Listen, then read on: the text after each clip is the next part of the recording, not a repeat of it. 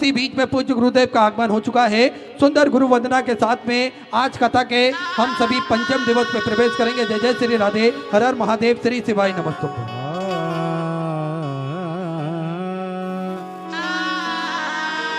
गुरुरे ब्रह्मा गुरुरे विष्णु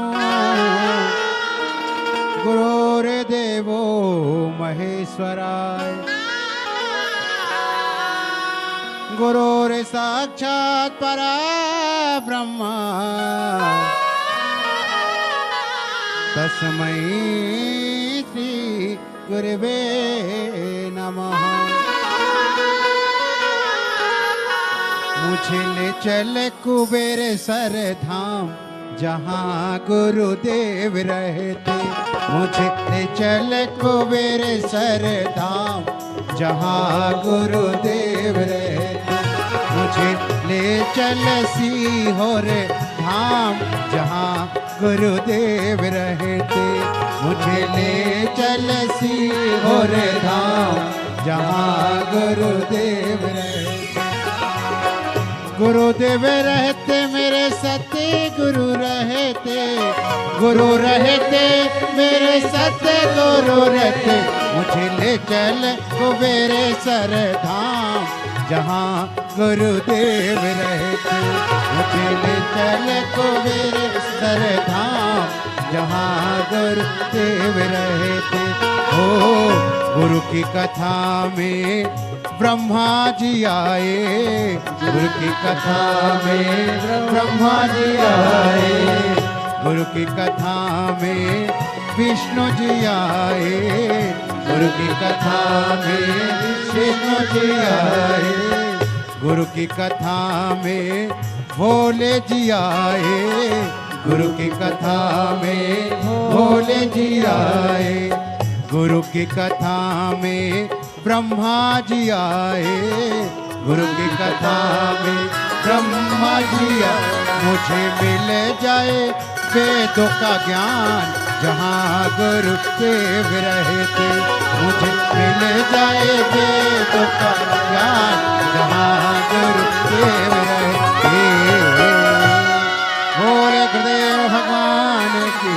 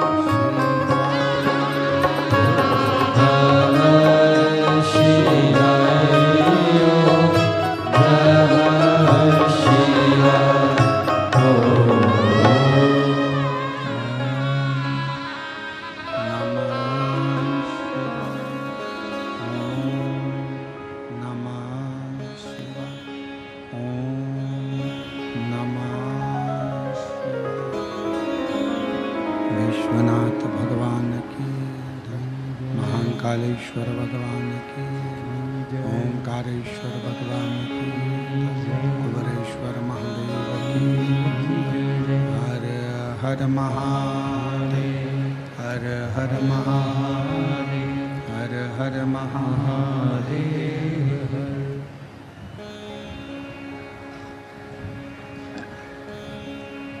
काशी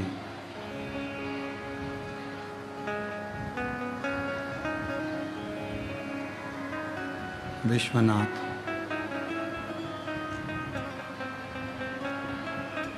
ओगड़दानी त्रिकालदर्शी कैलाशी अविनाशी भगवान शिव, जिनकी पुनीत पावन पवित्र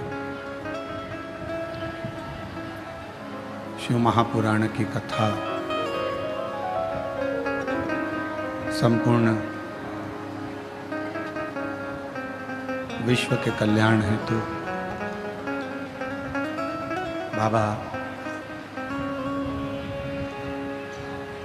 देवाधिदेव महादेव की कृपा से,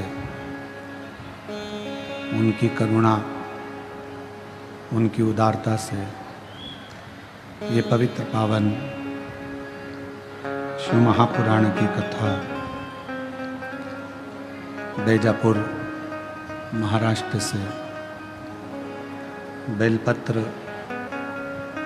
शिव महापुराण की कथा श्रवण करने का सौभाग्य प्राप्त हुआ है।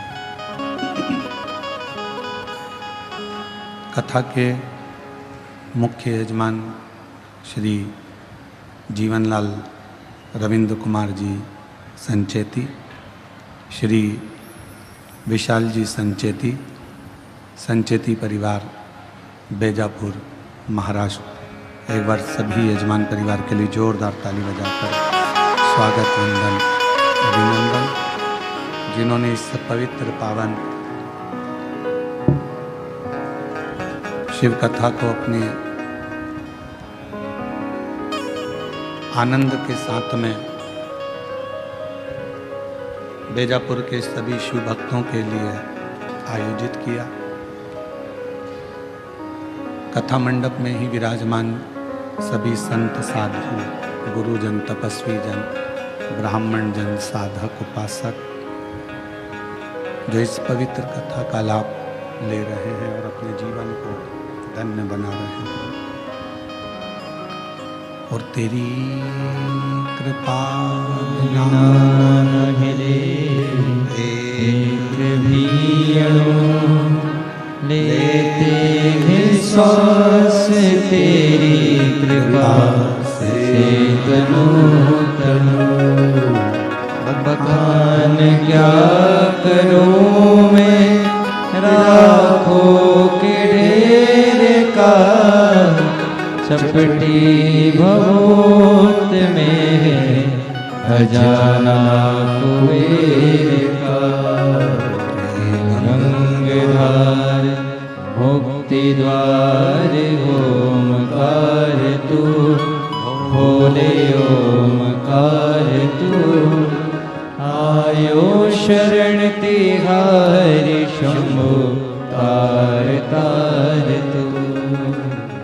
शिव कथा कह रही है, भगवान शंकर का चरित्र कहता है। शिव पुराण की कथा कह रही है, भगवान का पावन चरित्र कह रहा है। एक मानव की देह, मनुष्य का शरीर, मानव की देह, मनुष्य का शरीर, और उस मानव की देह में भगवान शिव की अविरल भक्ति।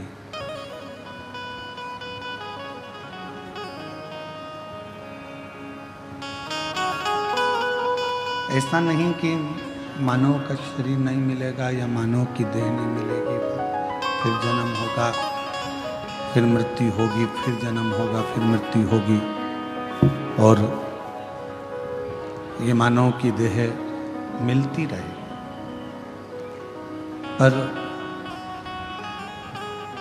उस मानव की देह के मिलने पर यदि भगवान देवाधिदेव महादेव, भगवान शिव की अविरल भक्ति आप और हमको प्राप्त हो जाए तो ये मानकर चलना कि हमारा मृत्यु लोक में जन्म लेना सार्थक हो गया और हम इस संसार सागर में भव सागर तक पहुंचने की अपनी एक सीढ़ी बना ली।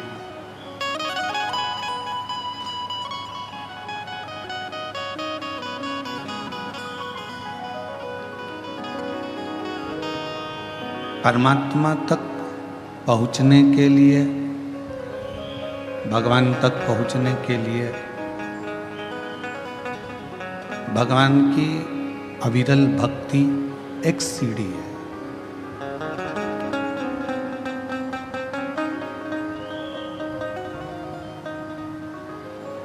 आप जिस भी देवता की आराधना करें, चाहे आप राम जी की आराधना करें, चाहे आप कृष्ण भगवान की आराधना करें, चाहे आप शिव जी की आराधना करें, चाहे आप देवी की आराधना करें, चाहे आप किसी देवता की आराधना करें, पर उन परमात्मा तक पहुंचने के लिए भक्ति, विश्वास, श्रद्धा एक सीढ़ी का काम करती है। और यदि वो विश्वास की सीढ़ी नहीं हो, भक्ति की सीढ़ी नहीं हो, भरोसा नहीं हो, तो परमात्मा तक पहुंचना भी कठिन है। छत पर पहुंचने के लिए सीढ़ी की जरूरत पड़ती है।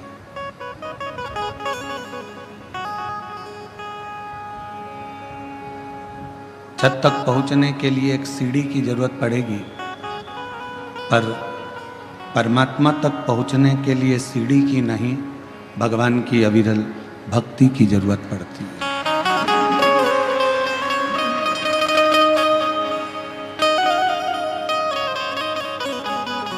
यदि भक्ति अपने अंदर है और वो भक्ति का दिखावा नहीं होता, वो भक्ति का कभी दिखावा नहीं होता, भीतर से परमात्मा को भजा जाता है। श्री शिवाय नमस्तुभ्यं, श्री शिवाय नमस्तुभ्यं, श्री शिवाय नमस्तुभ्यं,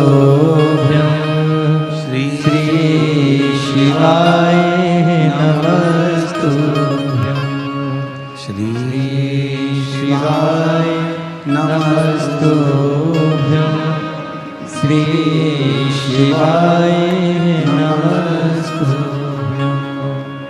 यदि छत तक जाना है तो सीढ़ी की जरूरत होगी। आवाज क्लियर नहीं आ रही है, खींच कर बोलना पड़ रहा है, गला पकड़ रहा है।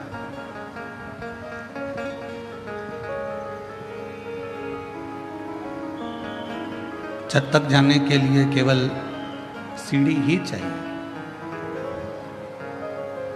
पर अगर भगवान तक पहुंचना है, परमात्मा के चरणारविंद तक पहुंचना है, तो सीढ़ी की जरूरत नहीं, भक्ति की जरूरत पड़ेगी।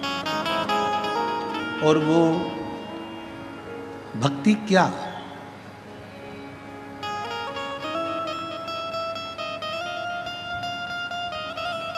माँ शबरी अम्बा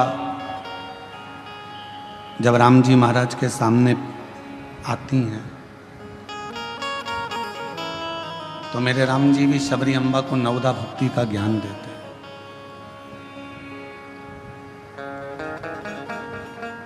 कि प्रथम भक्ति संतन कर संगा और दूसरी रति मम कथा प्रसंगा। मेरे राम जी ने माँ शबरी अम्बा को सबसे पहली भक्ति कही है सत्संग करना।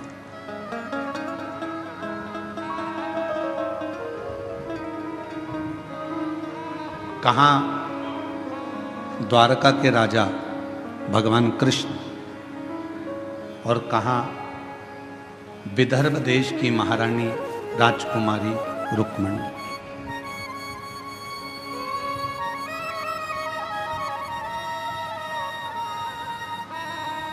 ना तो कभी रुक्मणी जी ने भगवान कृष्ण को देखा था, ना कभी रुक्मणी जी भगवान कृष्ण से मिली थी, ना कभी रुक्मणी जी ने भगवान कृष्ण से मुलाकात की थी, ना रुक्मणी जी ने भगवान कृष्ण का चेहरा देखा था, ना रुक्मणी जी ने भगवान कृष्ण से कभी बात की थी।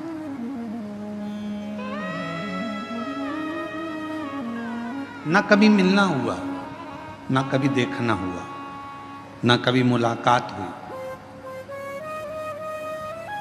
फिर रुक्मणी जी के दिल में, रुक्मणी जी के हृदय में भगवान श्री कृष्ण के प्रति भाव कैसे जाग गए?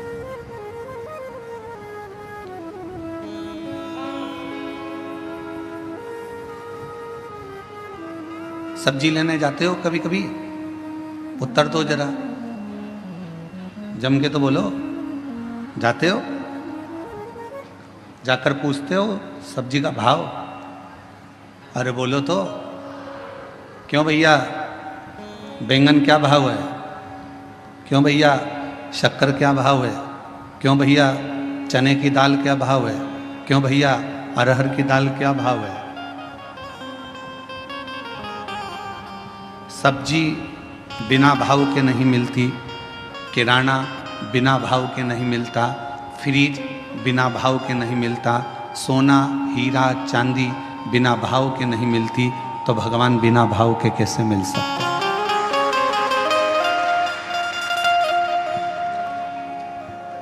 वो बिना भाव के कैसे मिले?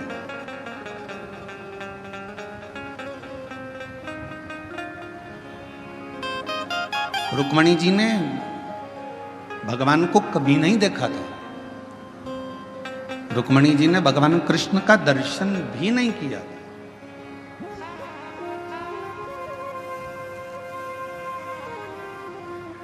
ना मुलाकात की, ना दर्शन किया, ना मिले, ना देखा, कुछ भी नहीं। फिर रुक्मणी जी के दिल में भगवान कृष्ण के प्रति इतना प्यार, इतना प्रेम कैसे प्रकट हुआ?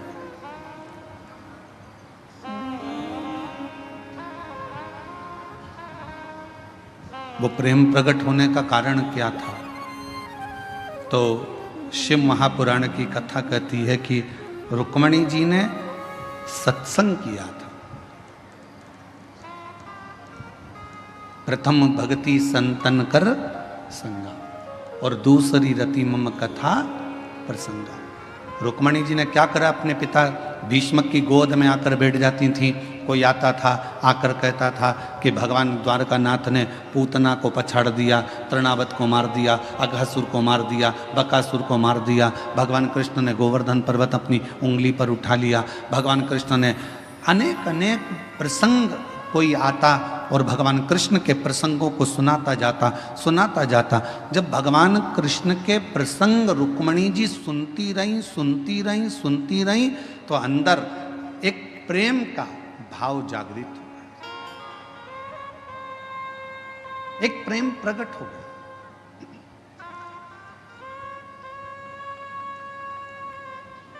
किसी व्यक्ति के बारे में आपसे अगर बार बार कहा जाए ना, वो व्यक्ति ऐसा है, वो व्यक्ति ऐसा है, वो व्यक्ति ऐसा है, तो मन में भाव जागृत होगा। एक बार उससे मिले तो अपन देखें तो सही, एक बार चलो।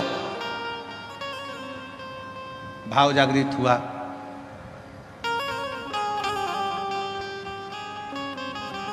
कल हम विशाल संचेती जी से कह रहे थे कि विशाल जी, आप 2-4 बार तो कुबरेश्वर धाम आ गए होगे। तो विशाल संचेती जी कह रहे थे, नहीं गुरुजी, 2-4 बार नहीं, ना जाने कुबरेश्वर धाम पर क्या है, मैं 8 से 10 बार कुबरेश्वर धाम पहुंच गया बाबा के धाम पर।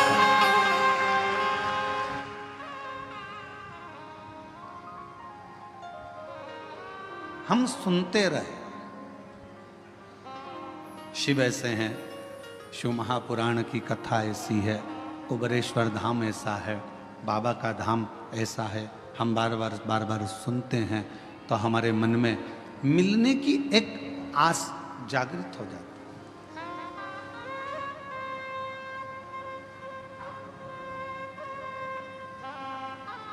लड़का लड़की से शादी करने को तैयार नहीं था। लड़के ने सोचा था अभी मैं पढ़ाई करूंगा, अभी शादी वादी नहीं करूंगा।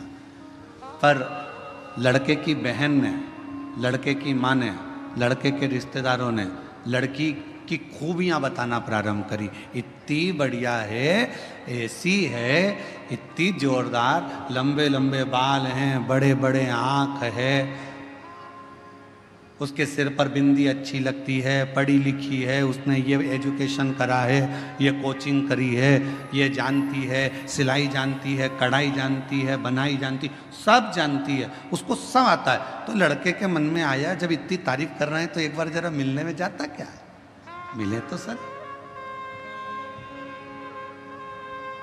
जब लड़की से मिलना हुआ, उसने देखा कि जो घर के लोगों ने कहा था बिल्कुल वैसा ही है, पढ़ी लिखी भी है, मेरे लायक भी है, तो लड़के ने हाँ भर दिया। लड़की से कहा गया तू एक बार मिल तो सही, लड़का ऐसा है वैसा है, ये है वो है, तो उसने कहा मिलते हैं।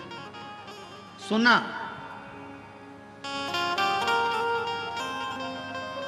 सुना तो प्रेम जागृत हुआ। अब आप लोग क्या कर रहे हो, शिव महापुराण की कथा को सुन रहे हो। किसका चरित्र सुन रहे हो? देवादिदेव महादेव का, भगवान शंकर का। जब शिव जी का इतना चरित्र तुम बेजापुर में सुन लिए, कहीं तुम छत्रपति संभाजी नगर सुन लिए, तुम नासिक में सुन लिए, तुम मालेगांव सुन लिए, जब तुम बार बार शंकर जी का चरित्र सुनते जाओगे, सुनते जाओगे, सुनते जाओगे, तो अंदर से उससे मिलने की तमन्ना बढ़ती चली जाएगी। एक बार जरा शंकर जी से मिलूं तो सही, कि उनकी कथा इतनी सुंदर है तो वो कितना सुंदर होगा, ये विचारणीय बात।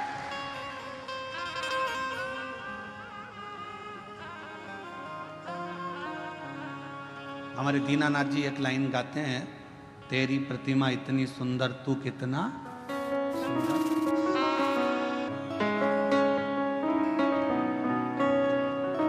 जिसकी रचना इतनी सुंदर, वो कितना सुंदर होगा, वो कितना सुंदर होगा। जरा विचार करिए, उसकी केवल कथा सुनिए, अपन केवल कथा।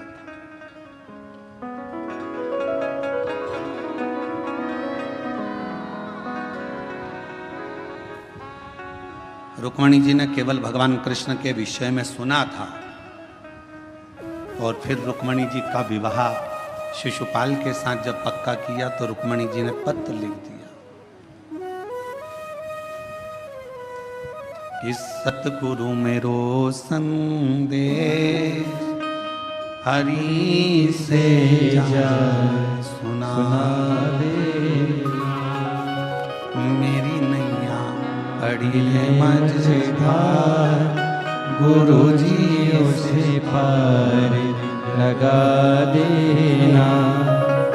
पत्र लिख दिया, पत्र लेकर ब्राह्मण देवता को भेज दिया। द्वारकाधीश के पास पत्र पहुंच गया। द्वारकानाथ ने कह दिया कि रुक्मणी जी से कह दो कि श्रृंगार करके जगदम्बा के मंदिर पहुंच जाए, मैं तुझे लेने के लिए पहुंच जाऊंगा। रुक्मणी जी ने केवल सुन रखा था, भगवान को देखा नहीं था। पत्र भेज दिया और वो पत्र के माध्यम से भगवान रुक्मणी को लेने के लिए आ गए। शिव महापुराण की कथा भी यही कहती है कि प्रथम भक्ति संतन कर संगा, दूसरी रति मम कथा प्रसंगा।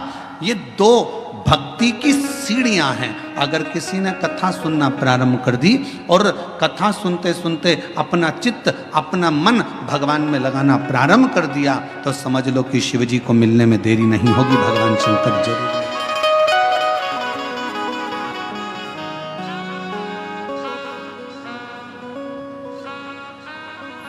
और शंभु शरण पड़ी मांगो घड़ी रे घड़ी, दुख आटो दया करी दर्शन आपो।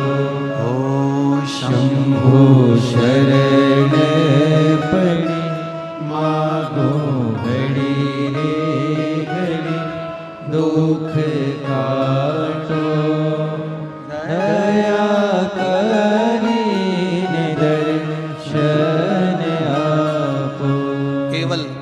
कथा को सुनते सुनते भगवान का भजन करते करते करते करते आप उसके करीब में पहुंच गए।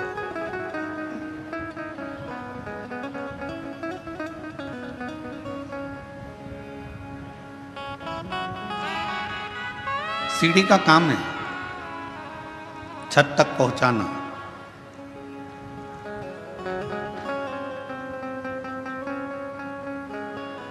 भगवान की कथा का काम है आपको भगवान के चरणारविंद तक पहुंचाना। सीढ़ी केवल आपको छत तक पहुंचाएगी, पर भगवान की कथा आपको भगवान के चरणारविंद तक पहुंचाकर ही रहेगी, परमात्मा तक पहुंचाएगी।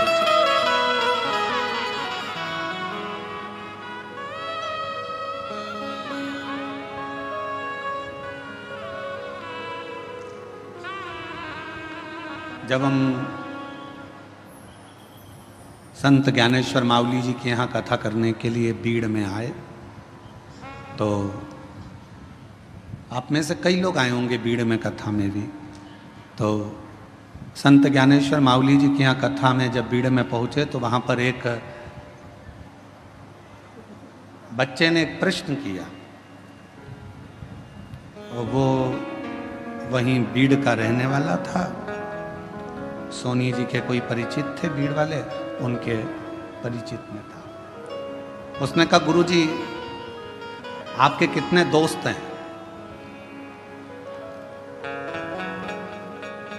आपके कितने मित्र हैं? हमने पूछा पहले तुम बताओ कि तुम्हारे कितने मित्र हैं। तो कहा, गुरुजी हमारे तो बचपन के 4-6 हैं, और इसके बाद हमारे कॉलेज के भी 2-4 हैं। अब कल हमारे वो विशाल जी के बेटे अर्नव जी भी वो भी अपनी मित्रों की मंडली को लाए थे, तो हमने उनसे भी वो कह रहे थे कि हमारे मित्र आपसे मिलना चाहते हैं गुरुजी। तो हमने पूछा तुम्हारे कितने मित्र हैं? तो कहा है कभी 8 रहते हैं, कभी 6 रहते हैं। हमने कहा घटते बढ़ते कैसे रहते? तो कि 2-1 बाहर चले जाते हैं तो 6 हो जाते हैं, और वापिस आ जाते हैं तो 8 हो जाते हैं। हमने कहा अब बीड़ में संत ज्ञानेश्वर मावली जी के यहाँ जब कथा करने के लिए पहुँचे, बीड़ में महादेव महाराज जब कथा कराए, तो वहाँ पर एक प्रश्न बीड़ के एक बच्चे ने पूछा कि आपके मित्र कितने, आपके दोस्त कितने? हम उस समय पर थोड़ा जल्दी में थे, आखिरी दिन की कथा थी। अब आखिरी दिन की कथा तो आपको मालूम ही है कि कल की कथा तो यही टाइम पे होगी कल, क्योंकि कथा की क्या है, शिवरात्रि है कथा की, और परसों के दिन सुबह 8 बजे से 11 बजे तक कथा हो जाएगी। 11 बजे के बाद जाने की तैयारी हो जाती है, तो इतना समय रहता नहीं, हम उत्तर नहीं दे पाए। तो बेटा अगर कथा सुन रहा हो तो हम कहेंगे उसने प्रश्न किया कि आपके कितने मित्र हैं, आपके कितने दोस्त हैं? तो मैं उससे कहना चाहूँगा, शरीर के और धन के ढेरों दोस्त हो सकते हैं, पर मन का तो केवल एक शिव ही दोस्त है। इस मन का, तुम्हारे पास में धन बढ़ता जाएगा तो आपके दोस्त बढ़ते चले जाएंगे, मित्र बढ़ते चले जाएंगे, सखा बढ़ते चले जाएंगे, रिश्तेदार बढ़ते चले जाएंगे, पहचान वाले बढ़ते चले जाएंगे। तन अच्छा है, शरीर में कोई रोग नहीं है, तो तुम्हारे दोस्त बढ़ते चले जाएंगे। शरीर में अगर एक भी रोग आ गया, तुम हॉस्पिटल में पड़ गए, और शरीर अगर बेकार होना चालू हो गया, धीरे धीरे दोस्त कम हो जाए। तन के और धन के दोस्त बहुत हो सकते हैं, पर मन का तो केवल एक ही दोस्त है, और वो देव अधिदेव महा वो मित्र।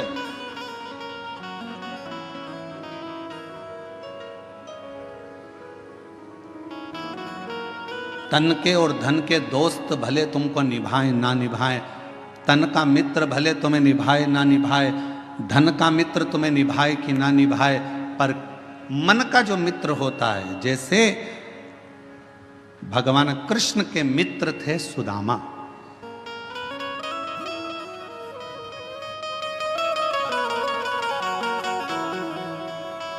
और सुदामा जी को निभाया भगवान कृष्ण ने।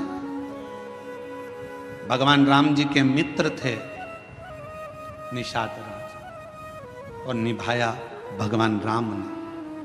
आप भी अपनी जिंदगी में एक मित्र शिव को बना लो। आप भी अपनी जिंदगी में एक मित्र देवाधिदेव महादेव को बना लो। और अगर शिव तुम्हारे मित्र बन गए तो ये निश्चित है कि तुम निभाओ कि ना निभाओ, पर मेरा देवाधिदेव महादेव तुमको निभाता जरूर। शंभु शरण पड़ी मांगो घड़ी रे घड़ी, दुख काटो दया करी दर्शन आपो।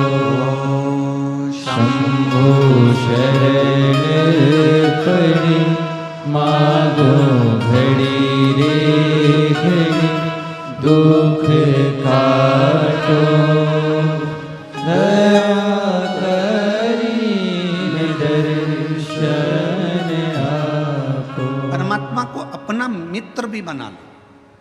कोई तो होना चाहिए जिससे आप अपने दिल की बात कर सको।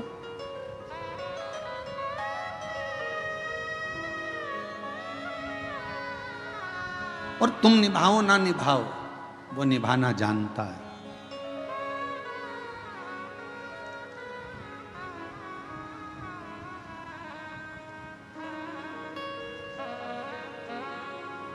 मनुष्य और भगवान में क्या अंतर है?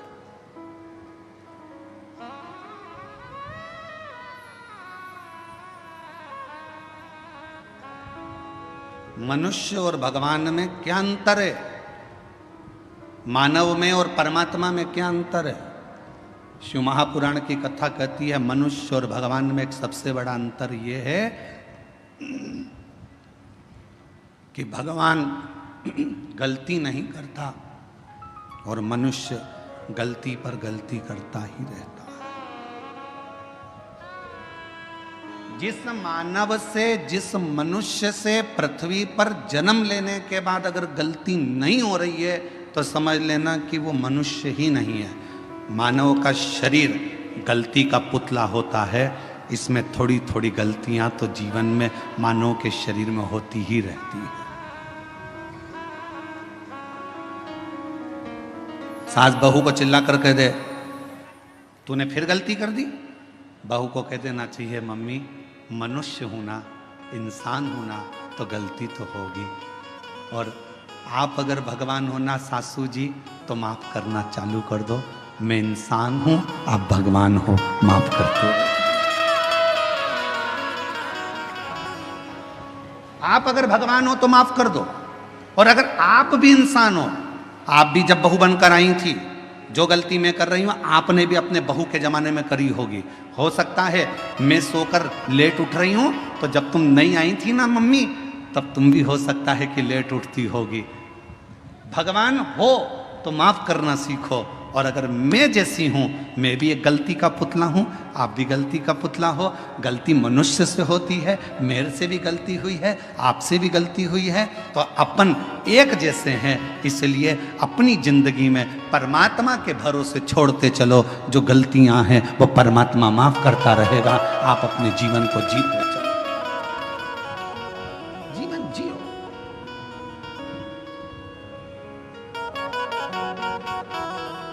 कोई तुमसे कह दे मैं गलती नहीं करता तो उसके पांव पड़ लेना, तुम तो भगवान हो जी, तुम तो भगवान हो। तुम ही में सब कुछ दिखता है। तुम ही राम हो, तुम ही कृष्ण हो, तुम ही शिव हो, तुम ही जगदम्बा हो। जो कहे तुमसे कि मैंने जिंदगी में कोई गलती नहीं करी, समझ लेना उसको पांव पकड़ कर कह देना कि तुम भगवान हो। परंतु हम तो इंसान हैं, आज भी गलती कर रहे हैं और आगे भी गलती करेंगे, क्योंकि मनुष्य का शरीर मिला है ये पूर्ण परमात्मा बनने के लिए नहीं मिला, इंसान को इंसान बनने के लिए मिला। मेहनत करोगे, परिश्रम करोगे, उन्नति की सीढ़ी पर चढ़ोगे, आगे बढ़ोगे तो कोई ना कोई गलती हो जाएगी, ठोकर लगेगी तो संभलोगे।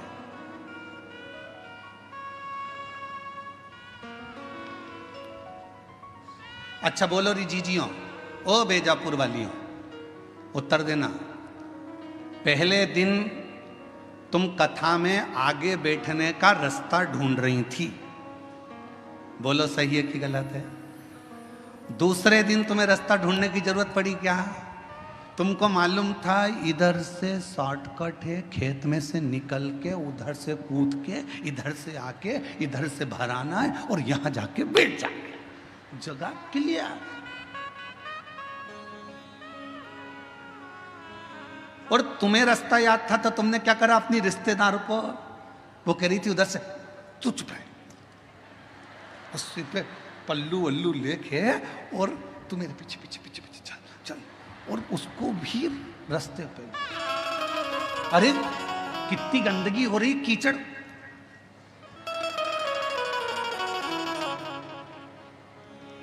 चल इतनी और घुमाती फिराती कीचड़ में, और उसकी भी चप्पल हो गई कीचड़ में। चप्पल को जान दे चूल्हा में, तू चल। और चप्पल रख ली झोला में और कथा में आगे लाकर बिठा दिया। जब दोनों चली तो फिर सहेली ने कहा कितनी जोरदार जगह मिल गई थी ना बैठने के लिए, इतनी अच्छी जगह, ये तो सोचा ही था। अब चप्पल तो जैसे ही कथा पूरी हुई रोड पे निकली और निकलते सी पानी की बोतल में चप्पल घिस घुसा के तैयार करके पाँव में पहन के फिर पल्लू। अब जरा विचार करिए, पहले दिन जगह ढूंढने में थोड़ा परिश्रम लगा, दूसरे दिन तुम्हें खुद जगह मिल गई, तीसरे दिन तुम अपनी सहेली को भी बिठा ली, चौथे दिन अपने परिवार वालों को भी बिठा ली और जगह तुम्हारे पास हो गई। एक सच्चा भक्त, भगवान शिव का एक परम भक्त ऐसा ही होता है। पहले संघर्ष की जिंदगी जीते जीते मंजिल तक पहुंचता है, फिर सबको उस स्थान तक पहुंचा देता है कि ये स्थान मैंने देखा है, ये शिव का धाम मैंने देखा है, ये भगवान का नाम मैंने देखा है, चलो यहाँ चलकर बैठते हैं, चलो यहाँ चलकर स्मरण करते हैं।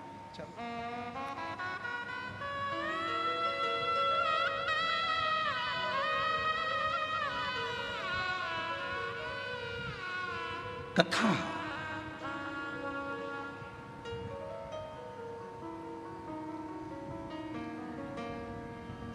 कोई तुमसे कहे कि मैंने जिंदगी में कोई गलती नहीं करी, कह देना तुम भगवान हो,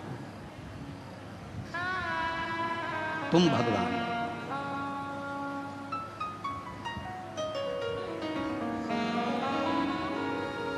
और तुम गलती नहीं करे हो, तुम भगवान हो सकते हो, पर मैं तो इंसान हूं, मनुष्य।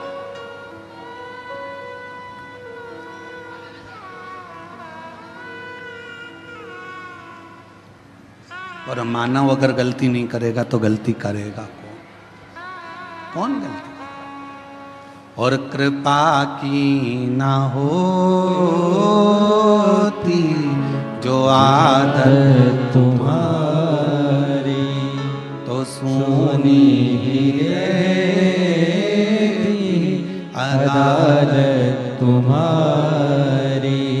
गरीबों के दिल में जगह तुम न पाते तो किस दिल में होती इबादत तुम्हारी, तो किस दिल में होती इबादत तुम्हारी।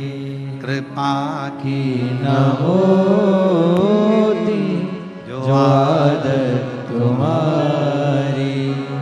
तुम भगवान हो सकते हो, पर मैं तो इंसान की इंसान हूं। और फिर निवेदन है मेरी जीजियों, भगवान बनने की कोशिश भी मत करना और इंसान को भगवान बनने का प्रयास भी नहीं करना चाहिए। इंसान को इंसान रहने दो, इंसान को इंसान।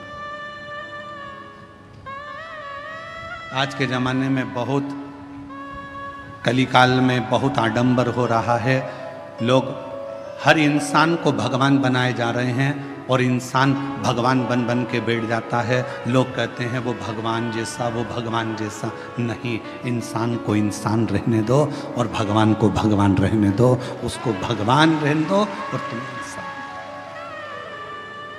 भगवान मत बनना।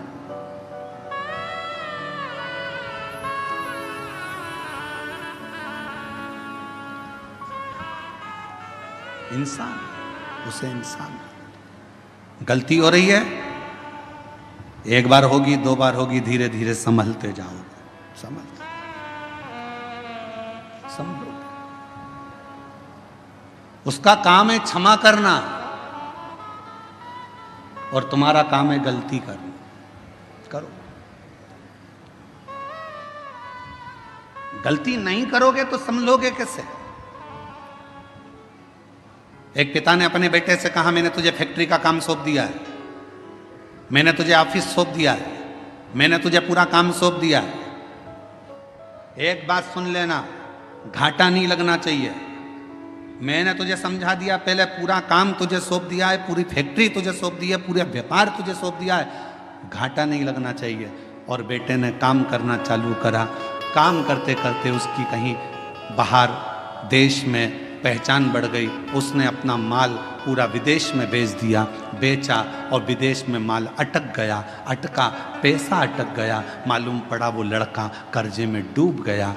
बाप ने कहा, मैंने पूरी फैक्ट्री तुझे दे दी थी, मैंने पूरी कंपनी तुझे दे दी थी, मैंने तुझे पूरा ऑफिस दे दिया था और तूने कर्जे में लाकर छोड़ दिया, तूने कर्जे में लाकर डुबो दिया।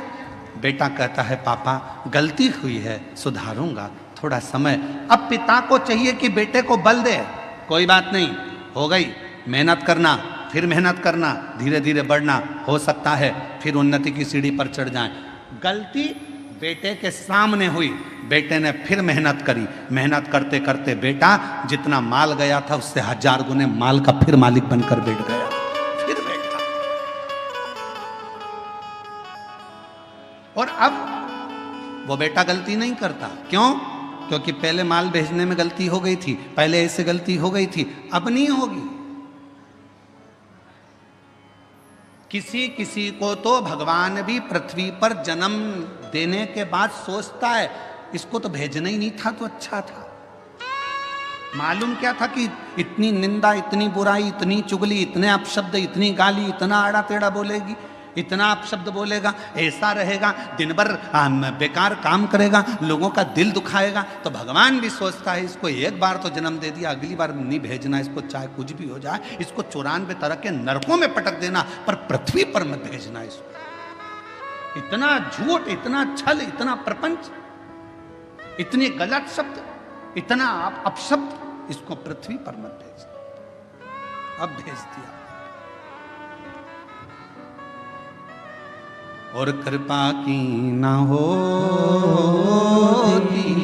जो आदत तुम्हारी, तो सोनी ही रहती अदालत तुम्हारी। गरीबों के दिल में जगह तुम न पाते, तो किस दिल में होती इबादत तुम्हारी, तो किस दिल में होती इबादत तुम्हारी। हो जाए गलती, हो जाए तो कोई बात नहीं, पर भगवान नहीं बनना अपन को, अपन इंसान के इंसान।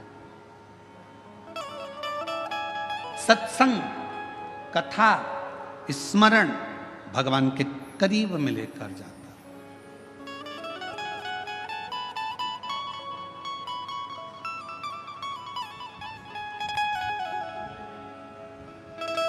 और ले गया।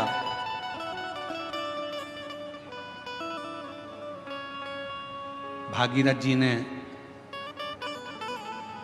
60,000 काकाओं के उद्धार के लिए गंगा को पृथ्वी पर लाने के लिए तप करा। भागीरथ गंगा पृथ्वी पर आती नहीं है। क्यों?